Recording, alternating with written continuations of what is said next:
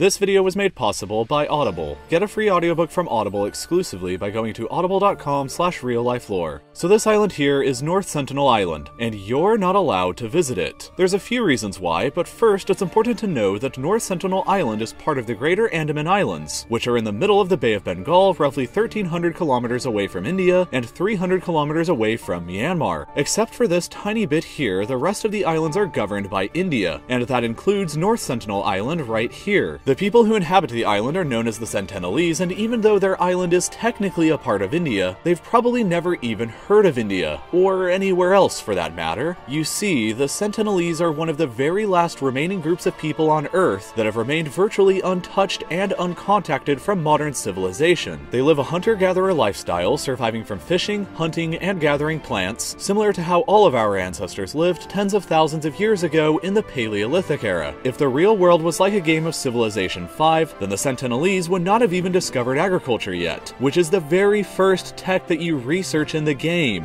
They also have still not discovered a way of producing fire, so they've been pretty isolated from the rest of human history and culture for untold thousands of years. The strange thing about this society, though, is how close it exists to the modern world. The island is only 50 kilometers away from Port Blair, a modern city home to over 100,000 people with an international airport, a major naval base used by the Indian Navy, and the seat of government for the Andaman and Nicobar Islands territory. The way this situation came to be is rather interesting. The first known contact between the Sentinelese and the outside world wasn't until the year 1867. In that year, an Indian merchant ship crashed on a reef near the island. The crew escaped to the beach and were attacked by the locals, who were seeing the first other humans in their entire civilization's history. They survived when another passing ship rescued them, and periodic contacts were made by the British until 1887. From then on, nobody from the outside world managed to make contact with them again until in 1970, when the Indian government sent a group of anthropologists who spotted them on the beach. Tragedy struck in 1974, when a National Geographic team went to the island to shoot a documentary and got attacked by volleys of arrows as their boat got too near the beach. The director was struck by an arrow in his thigh, and the crew retreated afterwards. In 1981, a ship wrecked itself on the north side of the island, which can still be seen there today on Google Maps. They radioed for urgent help after they spotted the Sentinelese building boats on the beach armed with javelins and arrows, but help didn't come for 2 weeks. Eventually, they were all rescued by helicopter, and the first actual peaceful contact between them and the outside world finally occurred in 1991 with a group of Indian anthropologists. But the Indian government decided to stop any further expeditions to the island in 1997 out of fear of introducing diseases that the Sentinelese would have no immunities against, like what happened in a few other places around the world previously to this, and just because the risk of getting attacked by them was considered too great. They survived the Indian Ocean tsunami in 2004 after a helicopter sent to check up on them was warned away by a warrior with a bow, and ultimate tragedy struck in the year 2006 when 2 fishermen who were illegally fishing in the waters near the island fell asleep and had their boat drift just a little too close to the beach. Sentinelese archers killed the men, and when a helicopter came to recover their bodies, it was also attacked by a volley of arrows and driven away. In the aftermath of these incidents, the Indian government has banned all travel to the island and declared a 3-mile exclusion zone around it, which is enforced by their navy. That is the reason why you'll probably never get to set foot on this island. And even if you could, you probably wouldn't even want to. The latest Indian census of the island tried to estimate their population and calculated it to be around 40, but other estimates place the true population somewhere between 50 and 400 people. Whatever the number, the last people from the outside world that visited the island was in 2006, and neither lived to talk about it. But imagine what the perspective of these islanders must be like. When that ship crashed on the island back in 1981, it may have accidentally kickstarted the Iron Age for their civilization, as they have been observed to be scavenging the wreckage for iron that they now use in their arrow tips. To them, their island is their universe, and the outside world is as far away as the stars and space are to our civilization.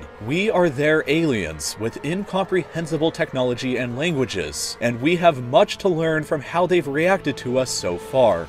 We can't say for certain when or if contact with the Sentinelese will occur again, but what I can say for certain is how to get a free audiobook. You head over to audible.com/reallifelore. As I'm sure you've heard before, Audible is a leading provider of audiobooks and other spoken word entertainment. They have thousands of great titles, and there are some audiobooks that you can only find on Audible, like Artemis, a heist story on the moon written by Andy Weir, the author of The Martian, which I strongly recommend you listen to before it's inevitably made into a movie. What's amazing about Audible, though, is that they stand behind their product. If you don't like what you've listened to, you can swap it out for another one with their Great Listen Guarantee. Once you try out your free book, membership includes one free title per month and 30% off everything else. I've always loved audiobooks because you can pretty much read no matter what you're doing. You can do the same, so it's worth going and trying out a book completely for free with their 30-day free trial by going to audible.com/reallifelore or by texting Real Life Lore to 500-500.